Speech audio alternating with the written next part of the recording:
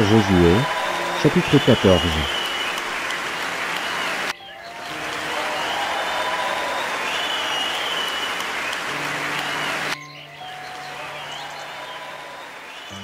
Josué, chapitre 14.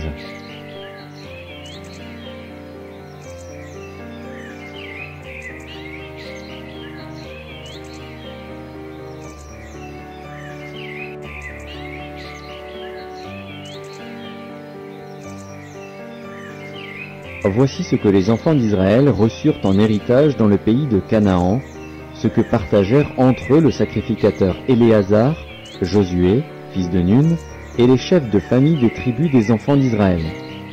Le partage eut lieu d'après le sort, comme l'Éternel l'avait ordonné par Moïse, pour les 9 tribus et pour la demi-tribu. Car Moïse avait donné un héritage aux 2 tribus et à la demi-tribu de l'autre côté du Jourdain. Mais il n'avait point donné aux Lévites d'héritage parmi eux. Les fils de Joseph formaient 2 tribus, Manassé et Éphraïm. Et l'on ne donna point de part aux Lévites dans le pays, si ce n'est des villes pour habitation, et les banlieues pour leurs troupeaux et pour leurs biens. Les enfants d'Israël se conformèrent aux ordres que l'Éternel avait donnés à Moïse, et ils partagèrent le pays. Les fils de Juda s'approchèrent de Josué à Gilgal, et Caleb, fils de Jéphuné, le Kénizien, lui dit : « Tu sais ce que l'Éternel a déclaré à Moïse, homme de Dieu, au sujet de moi et au sujet de toi, à Kadès-Barnéa. J'étais âgé de 40 ans lorsque Moïse, serviteur de l'Éternel, m'envoya de Kadès-Barnéa pour explorer le pays, et je lui fis un rapport avec droiture de cœur. Mes frères qui étaient montés avec moi découragèrent le peuple, mais moi je suivis pleinement la voie de l'Éternel, mon Dieu. Et ce jour-là, Moïse jura, en disant : « Le pays que ton pied a foulé sera ton héritage à perpétuité, pour toi et pour tes enfants, parce que tu as pleinement suivi la voie de l'Éternel, mon Dieu. Maintenant voici, l'Éternel m'a fait vivre, comme il l'a dit.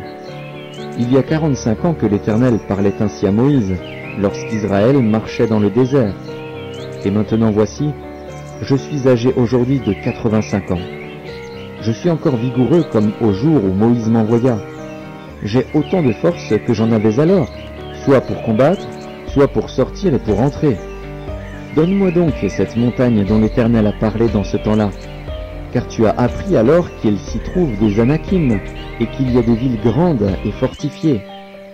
L'Éternel sera peut-être avec moi, et je les chasserai, comme l'Éternel a dit. » Josué bénit Caleb, fils de Jéphuné, et il lui donna Hébron pour héritage.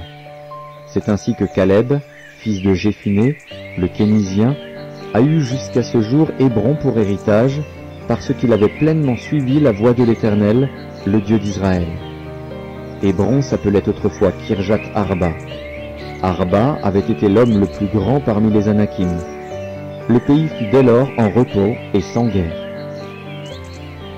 Amen.